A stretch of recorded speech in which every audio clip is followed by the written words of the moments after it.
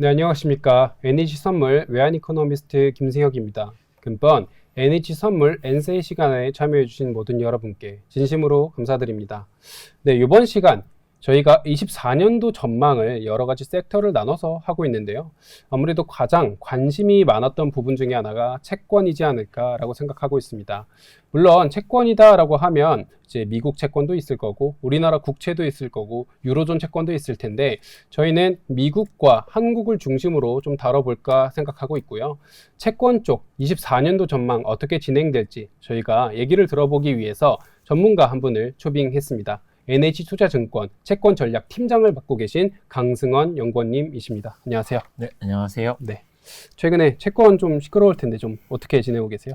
최근에 워낙 시장 분위기가 금방 바뀌었던 것 같아요. 저희가 10월만 하더라도 미국 10년 국채금리가 5%까지 가면서 일각에선 6%, 7% 얘기까지 서슴지 않고 이야기를 하던 시장에서 저희가 한 달여 만에 거의 한 60bp 가까이 급락을 해서 지금 미국 10년 국채금리가 4.40, 그러니까 이스라엘 팔레스타인 이벤트가 있기 전 레벨로 굉장히 빠르게 돌아왔고요. 특히나 최근에 일부 매파 위원들의 변심들이 좀 확인되면서 실제로 빠르면 내년 3월 금리 인하까지도 시장에서 30% 가까이 가능성이 높아진 상황입니다. 고작 한 달 만에 굉장히 시장이 급변하면서 많은 분들이 좀 의견을 좀 이렇게 저희한테 많이 물어보시고는 하는데, 저희가 연간 전망 관련된 저희 컨셉이 좀 분명해서 그것과 관련돼서 저희가 좀 많이 말씀 좀 드리고 있고요. 최근에 시장 이야기, 상황들에 대해 좀 이야기를 나누면 좋을 것 같습니다. 아무래도 저도 이제 관련해서 최근에 사실 비레크먼이라든지 여러 가지 얘기들이 상당히 많이 좀 들리고 있어서 24년 채권 어떻게 될지가 궁금했는데 그런 상황에서 자료를 받았는데 후불이라는 제목이었어요. 좀 임팩트가 있는 제목인 것 같은데 어떤 내용이 담겨 있을까요? 일단 사실 저희가 작년이랑 올해를 비교해보면 굉장히 좀 의미 있는 변화가 있는 게 작년 이맘때만 하더라도요, 시장 컨센서스가 10명 중에 7명이 경기 침체를 보고 있다라고 해서 Most Wanted Recession이라는 단어도 있었죠. 제가 어딜 가도 대부분의 하우스들의 경기 전망의 컨센은 23년에는 경기가 안 좋을 거고 침체가 올 거고 그러니 자산 배분 차원에서 채권이 가장 좋을 거다가 컨센서스였어요. 그러다 보니까 오히려 역설적으로 많은 투자자분들이 너무 시장에 쏠려 있기 때문에 부담스럽다라는 말씀을 주셨는데 막상 올해 뚜껑을 열어놓고 나니 1분기, 2분기, 3분기 미국 GDP가 모두 다 서프라이즈를 기록을 했고요. 그러다 보니 올해 연말에 내년을 전망하는 데 있어서는 완전 다른 시장이 됐습니다. 작년보다 기준금리는 더 높아졌고, 그러니까 작년 연말 대비 기준금리는 높아졌고 연준자산은 낮아졌는데도 불구하고 지금의 컨센서스는 완벽하게 반대로 노랜딩이 컨센서스인 것 같고요. 채권 투자자에 대한 의견도 올해보다 더 나빠지진 않겠지만 그렇다고 좋을 것 같다고 생각하시는 분들도 없는 것 같아요. 그리고 이게 굉장히 좀 특이한 점인데 지금 글로벌 IB들 컨센서스는 미국의 금리 인하가 내년에 100bp가 중간값이자 평균입니다. 그런데 의외로 여의도 컨센서스가 50에서 75 정도 인하로 굉장히 보수적이에요. 근데 저희 하우스 같은 경우에는 내년도 100bp 인하를 보고 있고요. 왜 그렇게 보는지에 대해서 오늘 좀 말씀을 나눠보면 좋을 것 같습니다. 그렇다면 우선 저희가 첫 번째 시간은 미국에 대해서 미국 채권이 어떻게 진행될지를 꾸며봤고요. 그 다음 시간이 이제 한국 먼저 이제 시간을 다뤄볼 건데 먼저 미국 채권 시장 먼저 말씀을 해주시죠. 저희가 작년 이맘때와 지금 굉장히 시장 분위기가 달라졌다. 작년 이맘때는 미국 경제의 마일드 리세션이 컨센이었다면 올해는 노랜딩의 컨센이다라는 말씀을 드렸고 그러면 올해 도대체 어떤 일이 벌어졌길래 시장 컨센이 완전히 뒤바뀌었는지에 대한 말씀을 드려야 되는 거고 이런 시장 흐름을 좀 보셨으면 좋겠어요. 작년 이맘때 시장이 올해 경기 침체를 봤던 가장 중요한 근거는 1년의 금리를 400bp 가까이 올리면 경기는 꺾일 거야 라는 믿음이 있었거든요. 이건 사실 경제학적 상식이죠. 저희가 경제학 원론을 배우든 화폐금융론을 배우든 금리를 올리면 경제가 안 좋아진다는 게 상식처럼 배웁니다. 그런데 올해의 문제의식은 금리를 아무리 올려도요, 경제가 안 꺾여요. 저희가 경제학 교과서에서 배우고 연준이 얘기했던 것도 금리의 인상 효과는 2에서 3개 분기 정도 지나면 실물로 전달이 된다. 그럼 작년 3월부터 금리 올렸고 저희가 자이언트 스텝을 밟은 게 작년 2분기 말이었으면 올해 2분기부터는 GDP가 꺾였어야 되거든요. 그런데 올해 1, 2, 3분기 모두 서프라이즈를 기록했습니다. 올해 채권 시장의 가장 큰 수수께끼는 금리를 아무리 올려도 경제가 안 꺾이더라 라는 것이었고요. 이 수수께끼에 대한 답을 찾는 과정이 내년도 채권 시장 전망의 가장 중요한 밑그림이라고 보고 저희가 오늘 준비한 자료 후불도 왜 이번에 꺾이지 않았는가에 대한 답을 찾고 내년에 어떻게 될 것인가에 대한 이야기를 드리고자 하는 자료고요. 일단 자료 보면서 말씀을 드리면 아까 말씀드렸던 것처럼 올해 채권 시장의 가장 큰 수수께끼는 금리를 아무리 올려도 경기가 안 꺾이더라 라는 것에 있고요. 저희는 그 부분에 대해서 두 가지 답변을 가지고 왔습니다. 첫 번째가 금융시장 일인데 제가 오늘 갖고 온 요 그림 한번 봐주시면 올해 어떤 일이 벌어졌는지를 좀 쉽게 설명드리려고 제가 개념도를 하나 그려온 거예요.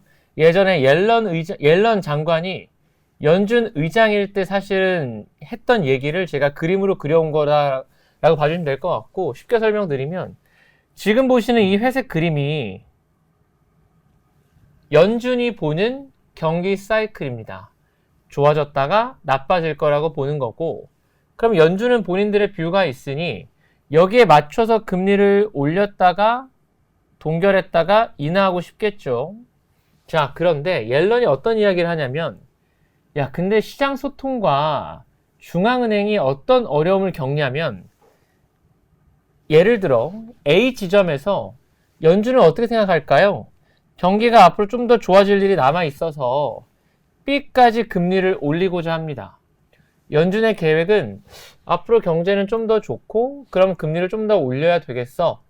근데 문제는 뭐냐면 옐런의 표현을 빌리면 시장이 연준의 전망해서 시장은 이렇게 반응하는 것이죠.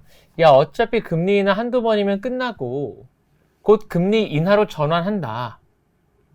그러니 연준은 A에서 B로 금리를 올리고 싶었는데 시장은 금리를 C로 내려버리더라 라는 거예요. 이게 옐런이 얘기했던 문제의식인데 이게 정확히 올해 미국 금융시장에서 벌어진 일입니다. 자, 이 차트가 뭐냐면 미국 단기자금 시장에서 얼마나 돈을 빌리기 쉽냐 어렵냐라는 데이터예요. 잠깐 요걸 좀 봐주실까요? 한국 같은 경우에는요, 기업들의 자금 조달의 80~90%가 은행 대출에 의존을 하고요. 한국만 그런 것이 아니라 대부분의 주요국들이 은행 대출이 제일 중요해요. 근데 미국만 직접 조달 시장 비중이 압도적으로 높습니다. 중앙은행이 금리를 올리고 은행에 대해서 충분히 가이던스를 줘도 상관없어요. 금융시장이 앞으로 경기를 어떻게 보냐, 앞으로 통화정책을 어떻게 보냐에 따라서 전혀 달라집니다. 직접 조달 시장이 그래서 미국한테 중요한데 이게 바로 뭐냐면 미국에서 직접 조달 시장에서 돈을 얼마나 빌리기 쉽냐 어렵냐예요. 자, 제가 주석에 달아놨지만 올라갈수록 돈 빌리기 쉽고요. 내려갈수록 돈 빌리기 어렵습니다. 자, 보시죠. 무제한 양적 완화하고 제로금리 때 돈 빌리기 쉬웠다가 작년부터 금리 올리겠습니다. 긴축돼요. 그러다가 작년 10월 달에 근원물가 꺾였다. 곧 끝나는 거 아니야. 돈 빌리기 쉬워지는 척 하다가 SVB 사태로 긴축됐다가 이게 포인트예요. 올해 3월부터 9월까지 금리를 연준은 추가로 올렸고 QT를 계속했고 그놈의 higher for longer 얘기를 1년 내내 하는데 어쩌죠? 금융환경은 주구장창 완화됩니다. 제가 지금 동그라미 쳐놓은 이 부분이 언제냐면 9월 FOMC 직전주 금요일인데요. 그날 이번 인상 사이클 들어서 미국 금융환경은 가장 완화적이었어요. 어떤 이야기를 드리는 거냐면 야, 금리를 아무리 올려도 왜 경제가 안 꺾이냐라는 질문의 전제는 금리를 올린 효과가 실물로 전달됐다라는 전제가 있어야 되는 거잖아요. 전달된 적이 없다니까요. 올해 내내 시장은 연준이 아무리 올려도 피봇 하면서 오히려 돈 빌리기 쉬웠고요. 예를 들어서 올해 미국 금융시장에서 가장 빠르게 확대된 산업 중에 하나가 프라이빗 뎁, 사모대출 시장이 있죠. 사모대출 시장에서 1년 금리가 빌려줄 때 11에서 12%예요. 저희가 보통 정크본드가 9에서 10% 넘어가면 굉장히 뭐 회사 망한다 이런 얘기 하는데 11, 12%짜리 금리를 받고 세상에서 돈 대출받아서 쓴다니까요, 기업들이. 왜 그게 가능했냐? 야, 어차피 내년에 금리 인하 해준다는데 1년 정도 명동사채 시장 가서 돈 빌리는 게 뭐가 어려워라는 거죠. 올해 금리를 올렸지만 돈 빌리기는 쉬워지는 비정상적인 일이 벌어진 거예요. 금리를 올린 비용을 지불하지 않았습니다. 지금 보시는 데이터가 결과값일 텐데 올해 6월 달에 연준이 만든 데이터입니다. 현재의 금융 환경이 향후 1년 매크로에 순풍이냐 역풍이냐. 올라갈 때 역풍, 내려갈 때 순풍인데요. 보시면 작년 12월의 고점이거든요. 보시는 바와 같이 9개월 내내 금융 환경은 매크로의 순풍이었습니다. 금리를 올려서 경기를 꺾이려고 금리를 올리는 거잖아요. 올해 9개월 내내 한 번도 꺾인 적이 없습니다. 저희가 아까 보여드렸다시피 다행히 9월 FOMC에서 파월이 처음으로 소프트 랜딩 전망을 철회했고 우리가 소프트 랜딩 때문에 선행적으로 금리 인하 해줄 생각 전혀 없어 막 이런 얘기를 하니까 그때부터 꺾였고 실제로 저희가 이 자료를 발표하고 나서 10월 데이터가 업데이트가 됐는데요. 처음으로 역풍으로 반전했습니다. 그래서 저희가 올해 왜 모두가 침체를 봤는데 침체가 안 왔냐? 첫 번째 답변, 긴축된 적이 없습니다. 금융 환경이. 근데 10월부터 처음으로 긴축되기 시작한 거고요. 아마도 이 긴축의 효과가 내년 1분기까지 이어질 겁니다. 금융 긴축의 비용을 내년에 내야 된다는 말씀을 드리는 거고 거기다가 여기도 좀 봐주시면 중요한 게 내년 1분기까지 금융 긴축이 가속화될 거로 봐요. 왜 내년 1분기냐면 지금 보시는 차트가 요즘 뭐 기사나 보고서에서 많이 보셨겠지만 미국 금융시장의 RRP 계정을 갖고 온 거고요. 이거는 되게 사용 용처를 기준으로 말씀드리면 쉽게 이해하시려면 미국 금융시장을 위해 연준이 파킹해둔 비상금이라고 이해하시면 되게 편해요. 근데 이 비상금이 굉장히 빠르게 소멸되고 있고요. 지금 속도가 유지되면 대략 내년 3월 정도에는 고갈이 됩니다. 왜 이게 빠르게 고갈되고 있냐? 미국 국채가 발행되는 거를 금융시장에 소화해 줄 때 이 돈 갖고 해주고 있는 거거든요. 비상금이 앵꼬가 나면 은행 지준으로 이제는 국채를 사줘야 되기 때문에 내년 3월 이후에는 지준이 줄어들면 어떡하지라는 고민들이 나올 거라고 봐요.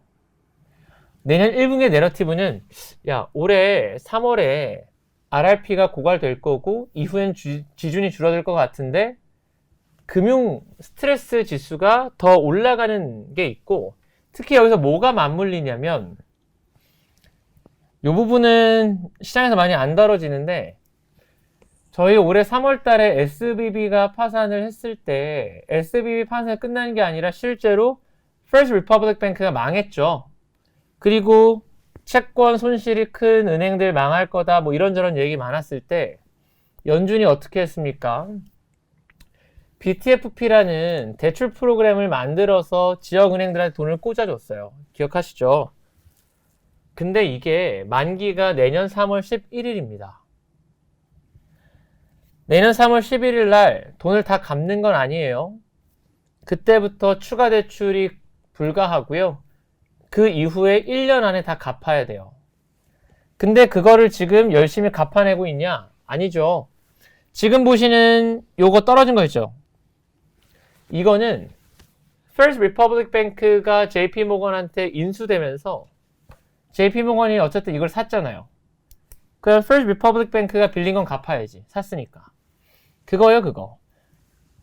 FRB가 망하면서 갚아진 거 말고는 어떻죠? 의외로 꾸준히 올라요. BTFP는 미국의 유동성 확보의 중요한 창구로서 SVB 파산 이후에 진행됐는데 내년 3월부터는 더 이상 이게 안 됩니다. 그래서 재밌는 게 최근에 미국의 대형 은행들도 예금을 둘로 나눠볼 수 있거든요. 일반 예금, 뭐 제가 고액기금을 예금이라고 이거는 뭐 테크니컬한 명칭이고 쉽게 설명드리면 특판 예금 같은 거 있죠. 고금리로 좀 비싸게 예금 주는 거. 보시면 이게 엄청 심지어 대형 은행들도 일반 예금 주고 이게 늘어요. 저는 내년 3월 달부터 RRP 사라지고 BTFP 갚아야 되고 내년 3월에 분명히 미국 은행들의 유동성 여건을 점검하는 시장의 내러티브가 나올 걸로 봅니다. 그래서 그거를 대비해서 심지어 대형 은행들조차도 특판을 줘서라도 유동성을 확보하고 있다고 봐요. 그래서 다시 말씀드리지만 올해 9월까지 미국 시장은 긴축된 적이 없었고 SVB 망하고 엄청나게 유동성이 유입됐는데 확대되고 있었다. 이거 두 가지가 다 10월 달부터 긴축됐고요. 내년 3월에는 BTFP는 끝납니다. 그래서 아무리 금리를 올려도 왜 금융이 완화됐을까? 돈이 주입됐는데요. 이 부분들이 이제 되돌리기 시작했다. 그래서 다시 말씀드리지만 적어도 금융 환경 차원에서 비용을 올해 지불하지 않았는데 이제부터 지불해야 된다라는 게 저희들의 첫 번째 콜. 그래서 내년엔 다를 거다라는 거고, 두 번째, 왜 금리를 올려도 올해 경기가 안 꺾였을까에 대한 두 번째 답변은 재정입니다. 금리를 올리면 경기가 나빠진다라는 첫 번째 상식과 다른 일이 벌어졌던 거고, 두 번째 상식. 경제가 좋을 때 정부는 돈을 덜 쓰고요. 경제가 안 좋을 때 돈을 많이 쓰죠. 그게 사실은 거시경제학의 원칙이잖아요. 그래서 실업률이랑 재정 적자를 역축으로 거꾸로 그려보면 실업률 올라갈 때 적자 늘고요. 줄 때 적자 줄어요. 근데 여기 봐주시면 코로나 이후긴 한데 조금 더 자세히 여기만 봐주세요. 올해. 미국 실업률은 사상 최저인데 미국 예산안은 10월부터 9월까지거든요. 올해 1월부터 9월까지 실업률은 사상 최저인데 미국의 재정 적자가 늘어나는 속도는 코로나 빼면 사상 최고였어요. 경제가 안 좋을 때 돈을 많이 써야 된다는 게 원칙인데 경제가 좋을 때 사상 최고 속도로 돈을 썼다니까요. 이게 그 증거죠. 미국의 가처분 소득을 이전 소득 포함한 것, 제외한 것으로 나눠본 건데 여기가 딱 올해 1월 달이거든요. 어떻죠? 올해 1월 기점으로 이전 소득 포함한 것만 급등해요. 결국 작년에 바이든이 밀어붙였던 중산층 감세 효과가 있었던 거고, 콜라 같은, 그리고 여기 봐주시면 콜라라고 미국에서 한 400만 명 가까이가 연금 받습니다. 연금 수혜자분들은 물가가 올라가면 구매력을 보전하기 위해서 작년도 물가를 기준으로 그 다음 연도에 물가 보조금 같은 걸 줘요. 근데 어떻죠? 작년 기준 말씀드렸죠? 작년에 미국 물가가 사상 1980년 이후 최고였잖아요. 그래서 올해 이 사회적 연금 증가율도 사상 최고였어요. 월 20, 30불 받다가 갑자기 올해 월 150불 받았어요. 이런 것들이 한데 합쳐져서 이전 소득 갭이 엄청 늘었는데요. 이 속도가 유지되면 이것도 내년 1분기에 사라집니다. 저희가 최근에 미국 소비에 대해서 신중하게 봐야 된다라고 이야기를 하는 가장 중요한 저희 하우스의 근거는 올해 구매력의 핵심이 의외로 또다시 뿌려진 공짜 돈이었는데 이게 사라진다라는 거예요. 근데 여기서 당연히 얘기 나와야 될 게 그러면 도대체 이걸 올해 왜 몰랐냐. 근데 이 부분은 저도 조금 억울한 게 어제 이창용 총재가 금통위에서 어떤 말씀을 하셨냐면 통화정책은 물리학이 아니다. 가정이 바뀌면 결론이 바뀌어요. 작년 이맘때 바이든이 분명히 올해 예산안을 내놓을 때는 재정적자 않는다 그랬어요. 그 예산안을 통과시켜준 미국의 의회도 재정적자가 안 늘 거라고 이야기를 했거든요. 그 애널리스트가 미국 정치인들은 믿으면 안 되니까 늘 거예요. 이런 이야기를 할 수는 없죠. 근데 늘었어요. 결국 경제가 안 좋으니까 돈을 풀어버린 거예요. 근데 저희는 이제 이게 사라진다고 보는 건데, 그럼 여기서 당연히 나오셔야 될 질문은, 네 말대로면 내년 미국 대선이 있으니 또 한 번 돈 잔치를 할 가능성에 대해 점검을 해봐야 되지 않냐? 맞습니다. 저희가 봐도 내년도 채권 시장의 가장 큰 리스크는 내년 11월에 대선이 있기 때문에 또다시 돈 잔치를 할 가능성을 점검해 봐야 돼요. 저희가 정치 전망을 할 수는 없는 거고요. 적어도 애널리스트로서 숫자를 말씀드리면 두 가지인데, 첫 번째가 1950년 이후 18번 정도 미국 대선이 있었는데 그 중에 12번이 대선 때 전년보다 돈을 더 많이 썼고요. 6번이 전년보다 돈을 덜 썼습니다. 그러니 대선 있으면 무조건 돈 많이 쓴다는 상식적이긴 하나 사실은 아니고, 두 번째가 지금이랑 GDP 대비 재정적자가 비슷했던 시기가 2012년 오바마 대선 때가 있었는데, 그때가 지금이랑 좀 유사한 게, 생각해 보시면 2012년 대선 바로 직전에 뭐 있었죠? 2011년 하면 재정위기죠. 유럽 재정위기로 피그스 국가들이 망가지고 방만한 재정을 하지 말자가 굉장히 중요한 화두여서, 오바마가 심지어 2013년도에 뭐 했죠? BCA 버짓 컨트롤 액트에 사인하면서 적자를 확 줄여버리잖아요. 대선의 화두가 재정이 되면 오히려 그때는 적자를 줄여버리더라고요. 올해 미국은 신용등급 내려갔고, 최근에 등급 전망도 하향이 됐고, 최근에 미국 하원에서 역사상 처음으로 하원 의장을 축출한 데는 이미 미국 의회는 대선 국면에 들어갔고, 재정 이슈가 화두라면 내년에 적어도 올해만큼 돈을 더 쓰긴 어렵다라는 게 저희들의 콜이에요. 그리고 이거는 조금 전략적인 생각인데, 저희가 미국 대통령이 보통 연임은 된다라고 생각하다가 트럼프 때 연임에 실패했던 이유가, 코로나 터지면서 경기 침체가 어쨌든 오면 실업률이 급등했으니까 안 됐잖아요. 그러면 저희 생각은 공화당도 트럼프도 알아요. 경제가 안 좋으면 대통령이 바뀐다는 걸. 하원은 공화당, 상원이 민주당인 상황에서 내년에 누구 좋으라고 돈을 더 많이 쓰게 허락해 줄까? 저희는 올해만큼은 돈을 못 쓴다고 생각하고요. 적어도 보조금이 사라지는 내년 1분기 데이터부터는 소비 데이터가 둔화될 가능성이 몹시 높다라는 게 저희들의 생각입니다. 그래서 다시 말씀드리지만, 작년에 리세션 콜이 컨센이었다가 올해 노랜딩 컨센이 된 이유는 그러니까 세상이 달라졌다거나 이런 게 아니라 올해 비상식적인 일이 두 가지 일어났다. 금리를 올렸는데 금융 환경은 완화됐고, 실업률은 사상 최저인데 재정 적자는 크게 늘었더라.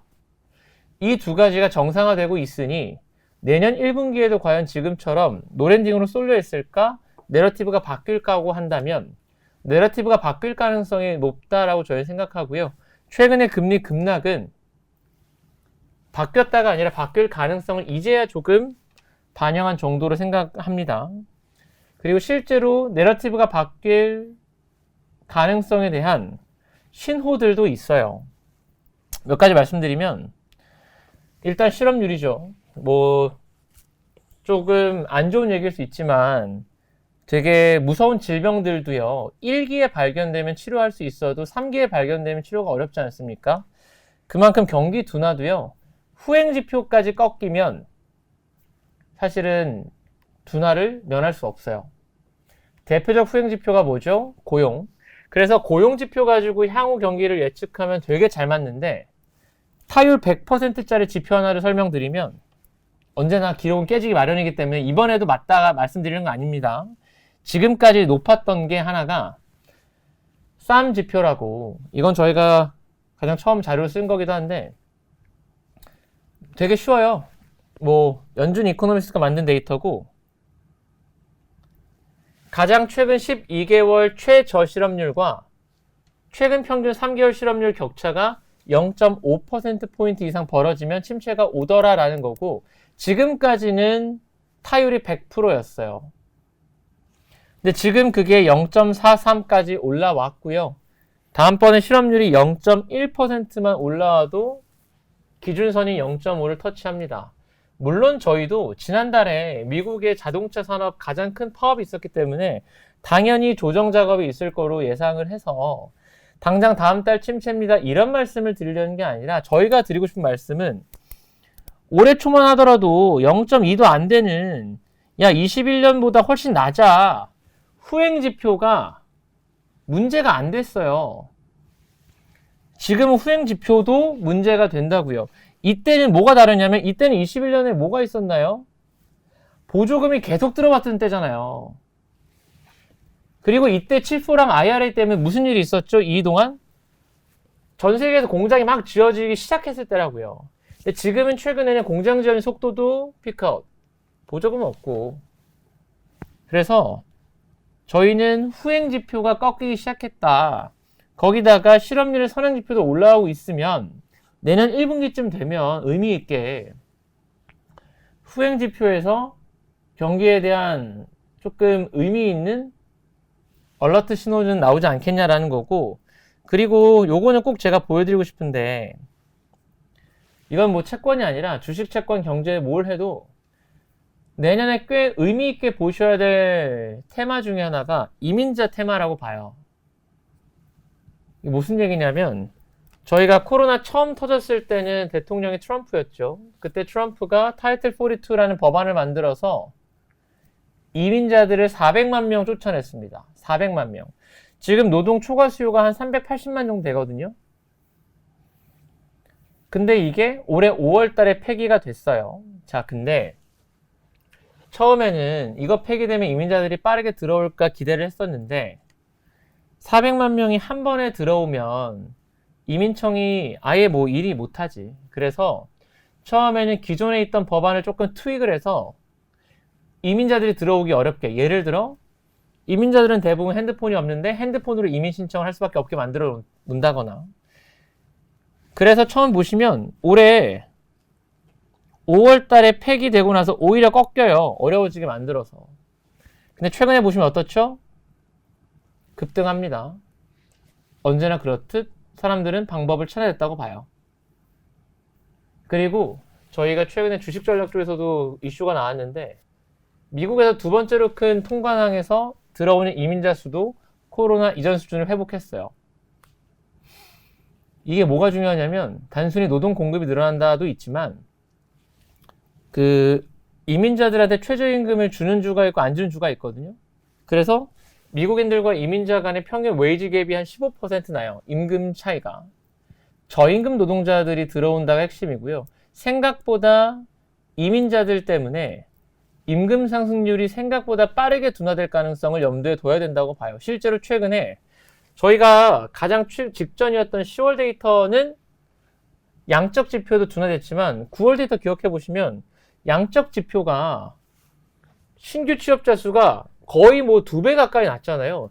근데 심지어 그 달도 임금 상승률은 시장 전망치를 하회했더라고요. 양적 지표가 2배를 상회했는데 임금이 하회했다고? 저희가 드는 생각은 생각보다 이민자들이 빨리 들어오면 이런 흐름들은 더 가속화될 거라고 봐요. 거기다가 되게 놀란 얘기인데, 2주 전에 기억해 보시면은 트럼프가 다시 얘기합니다. 내가 대통령 되면 다시 쫓아낼 거다. 이민자들 입장에서는 내년 대선 전에 빨리 들어와야 돼요. 들어와서 비벼야지 못 들어오면 못 들어올 가능성이 높으니까. 그래서 내년 연간 컨셉으로 보면 이민자들 유입이 생각보다 미국 경제 지표에 꽤 중요한 역할을 할 거라고 봐요. 왜냐하면 다시 말씀드리면 소수가 아닙니다. 400만 명이 쫓아내졌고요. 지금 노동 수요의 초과 수요가 380만이기 때문에 얘들 들어오는 거에 따라서 굉장히 많은 변화가 있을 수 있다. 이미 미국의 노동 수요, 초과 수요가 줄어들고 있는데 공급도 확 늘어나 버리고 저임금 노동자다.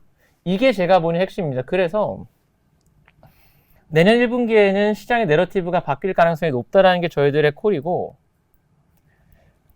그런 부분들을 감안해서 보시면 미국 GDP의 핵심이라고 하는 소비가 어쨌든 최근에 근원 소비도 좀 다운됐고 헤드라인 소비는 마이너스 반전했고 지금 보시는 게 최근에 소비가 나쁘지 않다 좋다 얘기를 많이 해도 리테일 업체 ETF 주가는 박스권 하단에서 왔다 갔다 하고 있죠.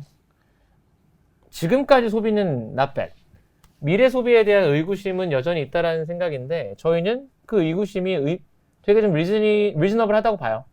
그래서 아마 지금과는 좀 다른 분위기가 올해 1분기에는 내년 1분기에는 확인될 거다. 노랜딩에서 조금은 다른 내러티브가 나올 거라고 보고 물가도요. 뭐 어제도 발표됐지만 저희는 결국 핵심이 뭡니까? 연준이 뭘 보고자 하자면 수요 측 인플레가 꺾이는 걸 보고 싶은 거 아니에요? 결국은. 그래서 샌프란시스코 페드가 뭘 주냐면 미국의 물가를 경기 민감 요인 기여도 중립 요인. 민감 요인이 뭐냐면 수요 측 인플레, 중립 요인이 공급 측 기여도 인플레인데 이 민감 요인 기여도가 제가 어제 나온 데이터라서 여기는 업데이트가 안 됐지만 이거 한 번 더 빠져요. 이제는 수요 측 물가가 분명하게 방향이 아래쪽으로 가고 있습니다. 유가 몇 번 올라와서 헤드라인이 올라왔다. 이게 연준이 중요하게 보는 건 아닌 것 같아요. 아까도 말씀드렸지만 미국에서 가장 강성 매파였던 월러 의사가 최근에 뭔가가 항복한 것 같다라는 이야기를 한 이유는 근저에 연준이 원하고 있는 수요 견인 인플레이션의 둔화 신호들이 나타나고 있기 때문이라고 보고 있고요. 그럼 아까 말씀드렸지만 1분기에 의미 있는 경기 지표 데이터들 꺾일 거고 1분기가 아니라 지금부터 이미 수요 견인 인플레는 꺼지고 있다면 저희는 내년 2분기부터는 분명히 인하에 대한 논의가 나올 수 있다고 보고요. 저희는 내년 6월부터를 봅니다. 인하 시점을. 왜 6월이냐? 이게 핵심인데 지금 보시는 데이터가 과거에 미국이 처음 금리 인하를 시작할 때 그 달에 물가 상승률을 갖고 온 거예요. 뭐 5%대 뭐 이때는 사실은 연준 물가 목표가 2%가 아니었으니까 큰 의미가 없을 수 있는데 이 이후를 보시죠. 07년도에는 헤드라인과 근원이 3%대 인하했고요. 2019년에도요, 의외로 근원 물가 2.4에서 금리 인하했어요. 무슨 얘기냐면 2%가 확인되고 나서 금리 인하를 한 적은 없습니다.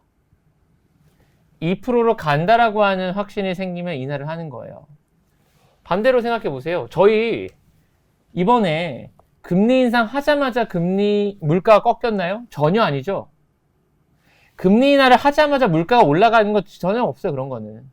처음 금리 인하를 할 때는 오히려 얼마나 경제가 안 좋으면 금리 인하를 해라는 컨셉인 거고 금리를 처음 올릴 때는 얼마나 물가가 빠르면 이게 되는 거잖아요. 물가가 2%가 와야 금리 인하를 하는 건 아닙니다. 역사적으로. 물가가 2%로 간다라고 하는 시그널이 보일 때 인하를 해요. 그리고 그 숫자가 2019년에는 2.4였어요.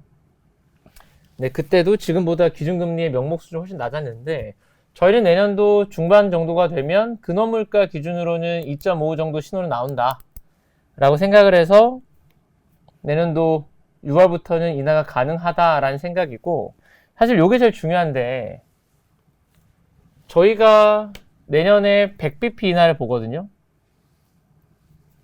왜 100bp 인하를 보냐면 되게 심플해요. 제가 아까 말씀드렸지만 시장 일각에서 여의도 컨센이 뭐 50bp 인하다 이런 얘기를 저도 많이 듣는데 생각해 보실 만한 문제가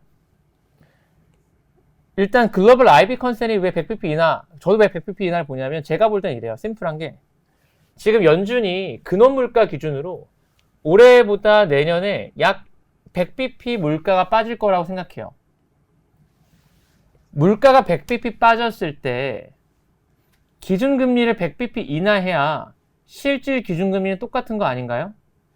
실질 기준금리 기준으로는 100bp 인하해야 그래야 higher for longer가 성립한다고 저는 생각합니다. 물가가 100bp 빠지는데 그것보다 덜 인하하면 more higher가 되겠죠. 지금 보시다시피 올해보다 내년에 명목 성장률 전망치가 크게 내려가요. 물가도 경제도 올해보다 더 안 좋을 거라고 보면서 내년에 실질 기준금리를 더 높은 콜을 한다라고 한다면 이게 많이 올라올 거라고 보거나 물가 전망이 연준 틀렸어라는 논리가 필요할 것 같습니다. 올해보다 내년에 경기랑 물가 여건을 안 좋게 보고요. 적어도 하는이든 연준이든 물가 전망을 수용한다면 100bp 인하 뷰가 그리 과격한 뷰는 아니다라는 게 저희들 생각이고 6월부터 시작해서 내년 1년 정도 100bp 인하, 내년도 연말에는 그래서 4.5% 기준금리를 보고 있고요. 거기에 맞춰서 생각해보면 저희 모델 가지고 보면 내년 10년 금리 하단은 3.60 정도로 보고 있고 이거를 달성하는 시점을 말씀드리면 3분기로 봅니다. 내년 4분기엔 대선이 있는데요. 대선이 있는 분기는 언제나 새로운 대통령, 새로운 돈. 이 화두기 때문에 4분기에는 금리는 올라갈 수 있다. 그래서 내년 3분기 저점, 4분기 반등하는 약간 나이키 궤적 이렇게 좀 이해를 해주시면 될 것 같습니다. 그래서 저희는 최근에 미국 금리가 한 달 만에 거의 한 60bp 빠졌기 때문에 당연히 단기 트레이딩 관점에서 여기서 따라 붙을 거냐? 저희 역시도 단기 과열 상태라고 봐요. 차트로 봐도 뭐 RSI든 뭐든 기술적 지표로 봐도 누가 봐도 한 달 동안 60pp가 빠졌으면 단기 과열이라는 것은 인정. 근데 저희가 연간을 전망하는 컨셉에서 볼 때 조정이 나오더라도 기술적인 조정 이상으로 금리가 급등할 것 같지는 않다. 기술적 조정 이상을 넘어갈 것 같지는 않고 적어도 내년 1분기까지는 의미 있는 데이터의 하락을 볼 거고 2분기부터는 인하에 대한 논의가 될 거라면 당연히 범피한 금리의 방향은 있겠지만 일단 3분기까지의 방향은 아래쪽 방향으로 열어두자라는 게 저희들의 생각이고요. 뭐 최근에 미국 금리에 대한 고민들이 많으실 텐데 저희는 내년 3분기 3.6까지는 충분히 매력적인 투자 기간, 투자 대상이다. 미국 채권이 이렇게 말씀을 좀 드리고 있고요. 커브에 대해서 말씀하신다면 저는 2분기 말에 인하를 보기 때문에 1분기까지는 플랫, 2분기 이후에 커브 스팁 이렇게 말씀을 드리고 있습니다. 네, 여기까지 미국 관련된 저희 전망 말씀드렸습니다. 네, 우선 마지막 정도 시간 동안에 연구원님께서 이제 관련된 본인의 뷰를 한 번에 좀 요약을 잘 해주셔가지고 사실 제가 따로 요약할 건 없을 것 같고 결과치에 대해서 다시 한번 그런 말씀을 드리자면 6월 정도 금리 인하를 보고 계신 상황이고 정도를 보자면 100bp 정도다. 그리고 10년물 레인지 하단 정도는 3.6% 정도인데 그게 3분기 정도다. 좀 이렇게 말씀을 주신 것 같아요. 제가 좀 기억에 남는 건 이민 정도. 이제 이민이 우리가 생각지도 못했던 새로운 요소가 될 수도 있을 거다. 그리고 이 모든 베이스에는 이제 대선 이슈 관련돼서도 좀 짚어주신 것 같습니다. 네, 우선 내년 미국 하면 사실 금리 인하, 대선 여러 가지 이슈들이 좀 얽혀 있는 상황 속에서 지금 이러한 콜을 주신 거를 10년물 국채금리 또는 3년물, 2년물 국채금리를 투자하시는 데 있어서 좀 잘 방향성을 잡아가시면서 만들어 가셨으면 좋겠습니다.